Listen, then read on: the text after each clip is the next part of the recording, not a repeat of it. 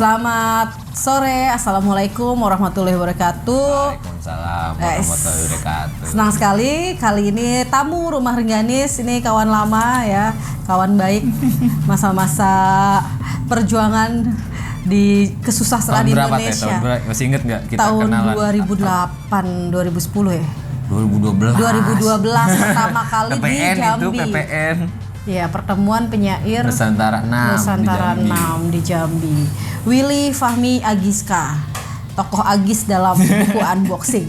Aku sih manggilnya Will. Iya. Ini kebetulan Willy lagi melakukan tour unboxing ke 7 kota. Cirebon menjadi kota keempat di Rumah Rengganis. Tadi baru saja kita diskusi benar-benar mengunboxing buku puisi unboxing. Nah, seru banget ya Will. Pertanyaan pertama yang ingin mungkin teman-teman pengen tahu ya, karena pemirsa Rumah Rengganis ini juga punya ketertarikan tentu saja ke dunia kesusastraan ya, karena dengan banyaknya aktivitas diskusi buku akhirnya kan tersegmented penontonnya. Willy sebelumnya menulis buku Mencatat Demam. Yeah. Buku puisi itu menjadi buku puisi pemenang Hari Puisi Indonesia tahun 2016. 2019. Nah, apa yang membedakan buku puisi pertama dengan buku puisi kedua? Oke, mungkin dari segi proses puisi-puisi ini ditulis di era 2020 sampai 2023 gitu. Kalau Mencatat Demam kan 2012 sampai 2018 gitu. Nah, kalau mungkin secara tema sederhananya, kalau Mencatat Demam tuh sadarnya aku tuh secara tema dia lebih banyak ngomong hubungan antara aku dengan dirinya dan hubungan antara aku dan alam gitu. Oke. Karena aku kan lahir dari kampung gitu ya, tumbuh besar di kampung dan memasuki puisi di kota gitu. Meskipun aku di kota pada waktu itu puisi-puisi di Mencatat Demam mungkin secara suasana pembawaan diri tuh semacam apa ya suasana alam. Oh siap, Ya. sambil ngopi. Kamu apa Will kopinya? Latte aja. Hot ya, boleh hot. Nah, suasana alam. Aku mungkin menyederhanakannya seperti itu untuk Mencatat Demam. Nah, untuk buku unboxing yang aku sadari adalah mungkin secara tema dia gimana si aku mengalami kota gitu. Oke. Dari berbagai sisi, entah sisi bahasa, sisi perubahan sosial di sekitarnya gitu. Sisi bahkan hal-hal yang personal semacam gimana pengalaman aku bekerja terus terpantul dalam berbagai puisi yang mungkin ada di unboxing gitu. Oke. 2019 buku puisi Mencatat Demam, sekarang 2023. Lumayan agak lama juga tuh ya. Iya, Panjang bener. tuh. Sekitar 4-5 tahunan 4 tahun. Wah, pengendapannya luar biasa udah. Sebenarnya setelah Mencatat Demam aku nulis kan. Oke. Maksudnya nulis tidak dalam tendensi untuk dibukukan. Aku selalu di 2 buku, karena aku baru punya 2 buku. Selalu menulis tanpa tendensi aku bakal bikin buku lagi gitu. Jadi nulis puisi kayak Sambil ketengan jalan gitu, aja ya. kayak ketengan satu lahir lah. Setelah sekian banyak terkumpul tuh baru ada kesadaran, oh ini ternyata satu irisan ya secara bentuk, secara tema dan sebagainya. Akhirnya aku pilah-pilah gitu. Oke. Nah, Willy ini sebelumnya aktif di Asas UPI masa di kuliah, Iya. UPI Bandung. Kemudian menjadi salah satu tim dari buruan.co. Betul. Dan mengurus toko buruannya. Iya, toko bukunya. Penerbitnya juga. Buruan & Co. Nah, belakangan hijrah dari Bandung ke Jakarta. Jadi manajer Atelier Ciremai. Atelier Ciremai ini tempat nongkrong kita semua ya. Kedai kopi, buku dan ruang sebagainya. kolektif. Semacam Rumah Rengganis juga. Iya. Tempat nongkrong saya kalau di Jakarta. Nah, Will, dari perpindahan kota itu, apakah itu banyak mempengaruhi terhadap karya-karya puisimu yang di unboxing? Dan kenapa akhirnya kamu memutuskan oke deh, gue ke Jakarta deh? Oke. apa ya, mungkin satu aku hubunganku dengan atelier ya. Hubunganku dengan atelier, aku mulai main ke atelier tuh di masa pandemi juga, kalau nggak salah 2020-an ya, pertama kali itu acara yang Narodin Petihun kalau nggak salah ya. Itu pertama kali aku ke atelier setelah tahu namanya gitu. Nah, ketemu Hamzah dan merasakan ambience atelier itu satu hal yang selalu aku ingat sampai sekarang tuh. Di atelier tuh aku bisa ngobrol dengan siapapun dengan berbagai macam latar, kolektif dan sebagainya.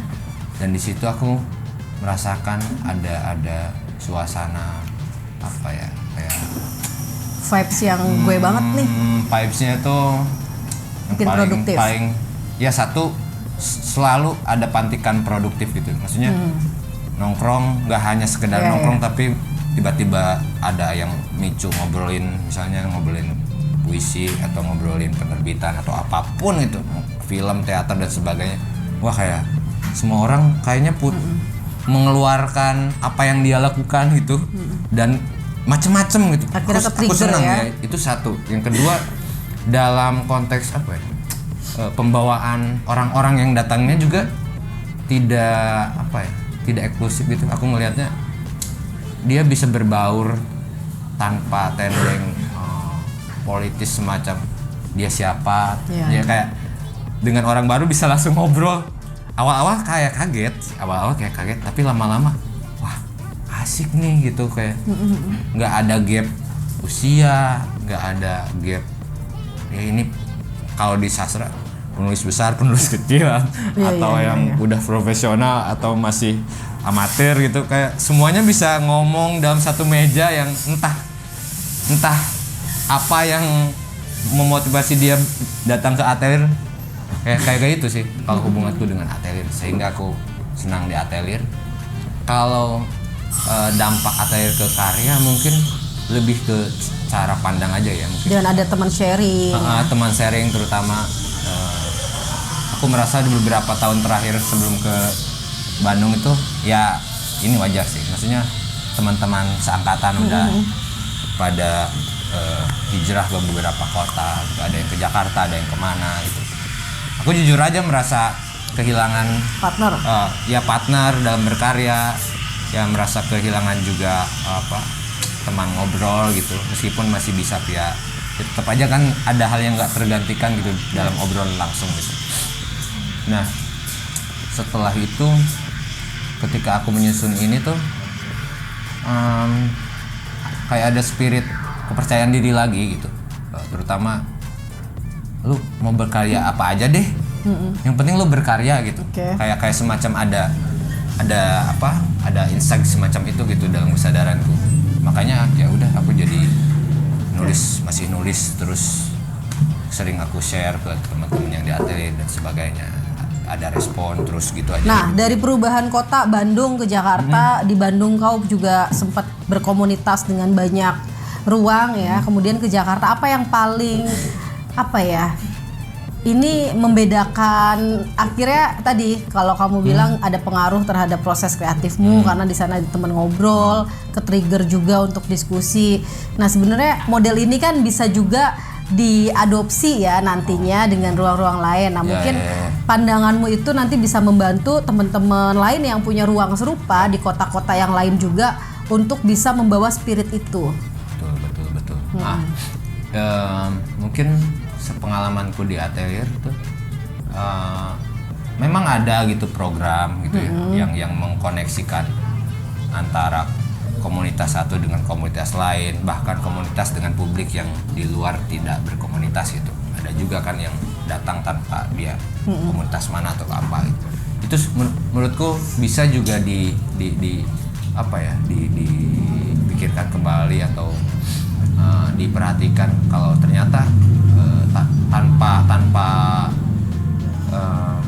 tanpa hanya mengandalkan program pun sebenarnya setiap orang bisa terkoneksi dan saling memberi insight ke tiap masing-masingnya. Tapi intinya tetap aja memang perlu dirawat gitu ya. Perlu dirawat dalam artian bisa macam-macam bentuk perawatannya gitu. Tentu saja setiap komunitas di setiap tempat tuh dia punya permasalahannya sendiri gitu. Oke. Bahkan aku sering ngomong kalau pernah ada yang tiba-tiba kayak datang ke atelier jauh-jauh dari Solo ingin mempelajari. Dia Model nanya, gak ribet sih? Kalau aku jawabnya gak ribet. Selama ada yang ingin mengekspos sesuatu dalam hal ini karya gitu, respon gitu. Apa yang ada respon, kelola, apapun bentuk pengelolaannya, entah jadi konten di media sosial, entah jadi sebuah event offline dan sebagainya. Intinya apa yang ada direspon ke dalam banyak bentuk gitu. Itu juga bisa dilakukan menurutku dengan modal material yang pas-pasan ataupun minus. Menurutku banyak lah yang bisa disiasati. Yang penting tuh pertanyaannya mungkin yang harus dibawa tuh untuk merawat itu tuh, kamu senang nggak sih melakukan itu gitu. Selama kamu nggak punya itu, menurutku mau sebagus apapun konsepnya, mau sebesar kalau apapun nggak enjoy, nggak memilikinya dengan rasa senang, itu menurutku susah untuk terwujud gitu. Ya mungkin itu juga kadang jadi dilupakan gitu. Tapi menurutku sebuah komunitas terbentuk gara-gara punya rasa senangnya itu terkoneksi gitu loh. Oke. Nah, terkait koneksi ini memang bagian penting yang bisa terus sebuah komunitas itu continue atau enggak. Nah, memang harus ada peran yang bisa mengoneksikan itu kan. Berarti pertanyaan selanjutnya, siapa yang mengoneksikan itu? Menurutku sekarang tuh semua pekarya tuh juga harus bisa memanage. Maksudnya dia membayangkan diri bakal dikoneksikan dengan siapa, terus bagaimana dia mengkoneksikan dirinya dengan yang lain gitu. Kayaknya semua pekarya itu butuh juga peran orang lain gitu. Bisa juga nyambi gitu, berkarya bikin program dan sebagainya yang bisa menggulirkan komunitas itu juga atau bisa jadi nggak semuanya harus jadi pekarya gitu kan. Mungkin kalau harus semua ada berkarya juga, siapa yang mengapresiasikan, siapa yang mengapresiasi, siapa yang membaca, mendistribusikannya, yang menghubungkannya. Menurutku peran-peran itu tuh sama pentingnya semua. Jadi nggak ada pekarya nih paling, kalau secara hierarkis tuh pekarya yang paling tinggi. Menurutku kalau kita masih berpikir hierarkis, kayaknya lu tahu nggak gaya gitu kayak lu ada uang, lu jadi inget.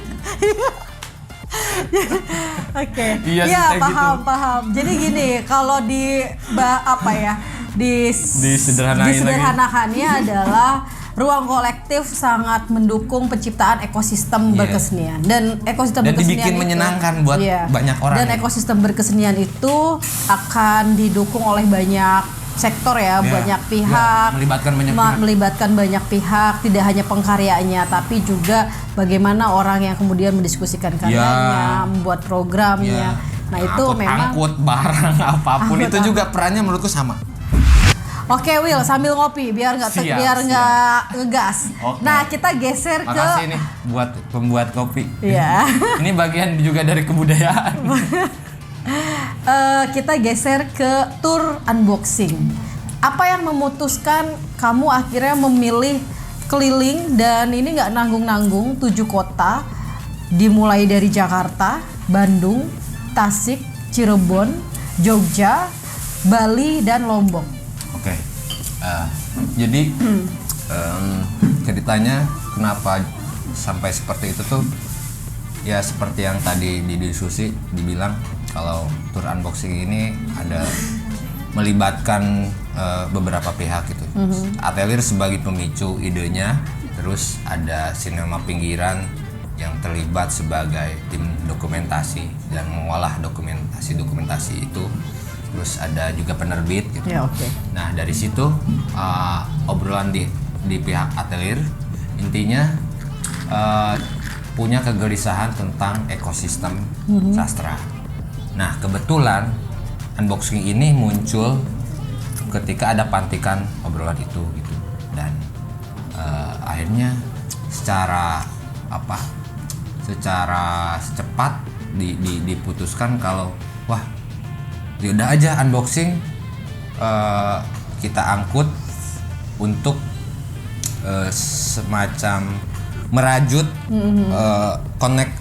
konteks-konteks dalam ekosistem sastra itu sendiri. Artinya karya sastra ada hal-hal lain di sekitar karya sastra yang menghidupkan karya sastra ini, misalnya penerbit, ada toko buku, ada kafe, kopi dan sebagainya, ada komunitas sastra, bahkan juga non komunitas sastra. Ini jadi kayak silaturahmi antar komunitas juga ya di setiap intinya kota ya. Unboxing ini dikelilingkan yaitu untuk mengecek ulang atau membaca kembali sejauh mana ekosistem yang berada di yang melingkupi si karya sastra itu sendiri, karena karya sastra kan nggak akan jadi apa-apa kalau tanpa ekosistem penerbit, pembaca dan sebagainya. Nah, awalnya dari obrolan itu. Itu terus outputnya oke banget ya. Iya, jadi nanti tuh dokumentasinya tuh ada macam-macam. pengarsipan juga. Gimana penulisnya berproses kreatif, penyelenggaranya gimana, aktivitasnya, terus ya hal-hal di sekitar itunya juga ya, yang lebih banyak malah bukan unboxingnya gitu yang diperbanyak, tapi konteks-konteks di sekitarnya. Nah, kenapa dikelilingkan di beberapa tempat? Ya sesederhana, aku punya kenalan gitu ya di beberapa tempat, terus akhirnya aku ngajuin tuh belasan kalau nggak salah ya, belasan kota. Terus dari situ kan jadi timbul lagi obrolan. Dari belasan kota ini kira-kira yang menurut kamu memungkinkan, dan ini anggarannya hitungannya segini.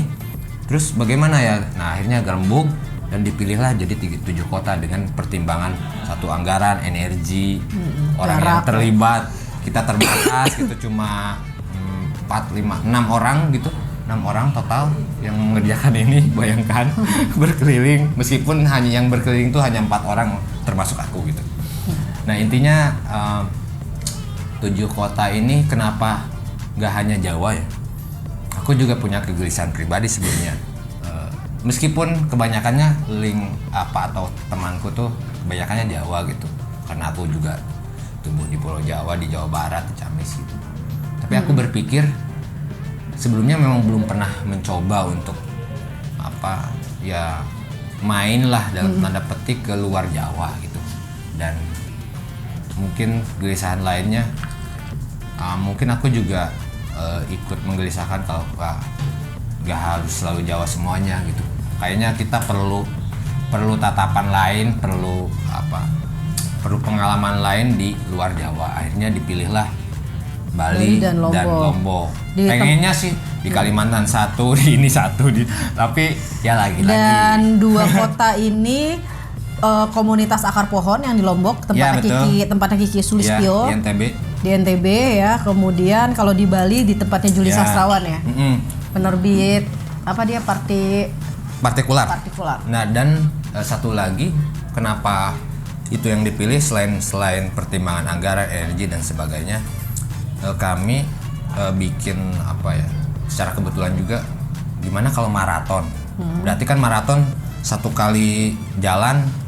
Nah, dan kami memetakan tuh supaya 1 jalur gimana ya? Akhirnya dari sini. Jadi sambil ngelihat peta gitu di Google Map, setelah beberapa opsi aku lempar ke teman-teman yang lain, akhirnya ya udah, berarti 1 kali jalan kita tarik garis lurus, akhirnya sampai ke arah timur gitu. Ya mungkin setelah ini bisa jadi ada pantikan ide lain. Oh, kita garis tarik ke titik yang lain gimana ya, atau ke kiri, ke kanan, ke belakang. Ya intinya sih ada pertimbangan itu juga. Sehingga 1 jalur. Nah, Will, ini cukup klise pertanyaannya, tapi perlu saya tanyakan.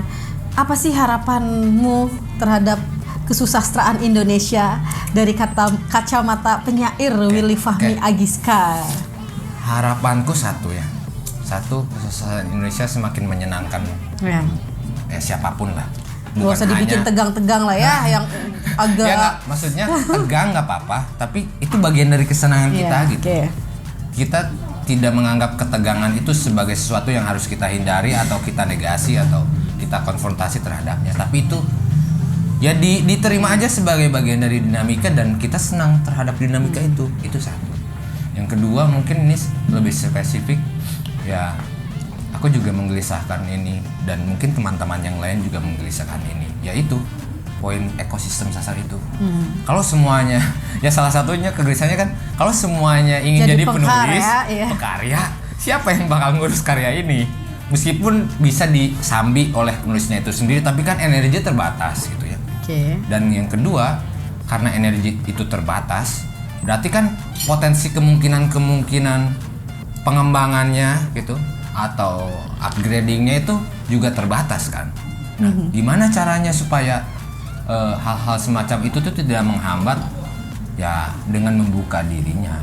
Maksudnya kita sastra tuh membuka diri lah, misalnya dengan kolektif film atau apa. Multidisiplin. Ya, multidisiplin atau ada istilah apa namanya? Apa? Astaga. Kolaborasi. Nah, kolaborasi itu kan banyak orang yang ngomong ini tuh era kolaborasi dan sebagainya. Tapi intinya sih semakin terbuka, maksudnya membuka diri dan kita menjalin dari sisi satu ke sisi yang lain tuh semakin banyak tuh mungkin dampaknya, semakin banyak kemungkinan yang atau memperkaya sudut pandang pasti, memperkaya jaringan pasti, memperkaya kemungkinan lain ya. Perkembangan si sastra itu sendiri juga menurutku pasti ada dampaknya gitu. Sesederhana misalnya kita menonton film pasti ada dampak gitu ke diri kita sehingga kita ingin meresponnya dalam bentuk lain gitu. Nah, intinya sih itu dua hal itu yang mungkin akhir-akhir ini aku pribadi selalu menginginkan semacam itu gitu. Amin, kita aminkan. Semoga harapan-harapan itu bisa terwujud, bisa terrealisasi. Nah, ini obrolannya cukup singkat, tapi setidaknya tadi ya unsur-unsur dari ruang kolektifnya kita udah dengar pandangan Willy, bagaimana penciptaan ekosistem sastra, tadi 2 karya Willy, dan bagaimana perpindahan kota antara di Bandung dan Jakarta yang turut mempengaruhi banyak karya-karya puisi dari Willy. Terakhir, sebenarnya Willy ini selain dikenal sebagai penyair, dia adalah seorang deklamator puisi dan juga sempat memainkan beberapa teater ya, naskah drama. Jadi untuk menutup perbincangan kita dalam sesi bersama Willy Fahmi Agiska, mari kita dengarkan pembacaan puisi Agis. Yang di unboxing ya? Iya, yang ya terserah. Bukunya dong, pinjem. Tadi di luar, coba di luar. Sebentar ya teman-teman. Tadi ada tuh yang punyaku. Oh, di sini, lewat sini aja nih. Di deket kulkas. Nanti di-cut aja ya bagian menunggunya.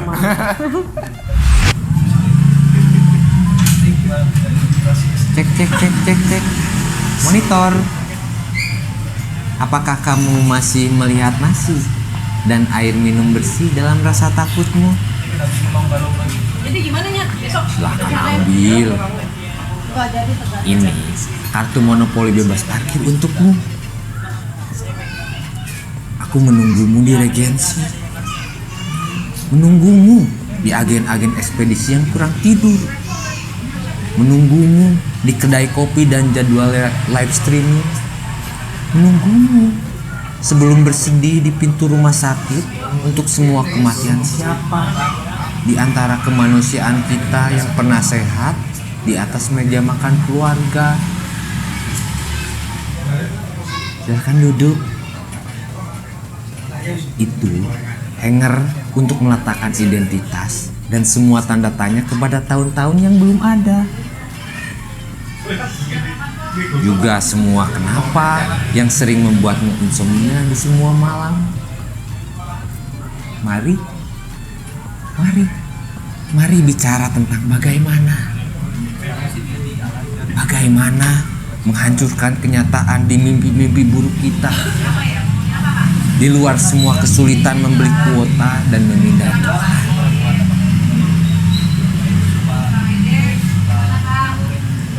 Apakah saku celanamu masih menyimpan ponsel itu? Untuk semua usaha menyembunyikan atau menggali diri sendiri dari kesibukan-kesibukan orang lain? Tutup mulut dulu sebentar. Aku punya stiker-stiker doa dari peminta sumbangan beragama. Tidak pernah ada kebahagiaan atau penderitaan yang unlimited, bukan? Berat sama dipukul, ringan sama digunjing. Kamu jadi tidak banyak komentar dan sering ingin tutup akun. Maafkan aku kalau terlalu banyak menyimpan kemarahan dari ucapan-ucapan maaf dalam masker-masker tempias biru dari belakang dirimu.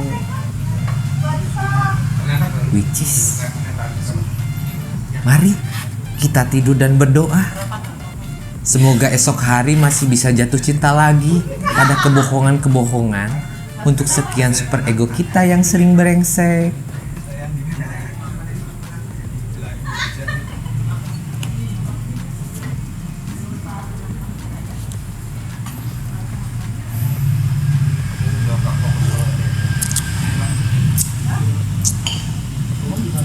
Udah segitu guys.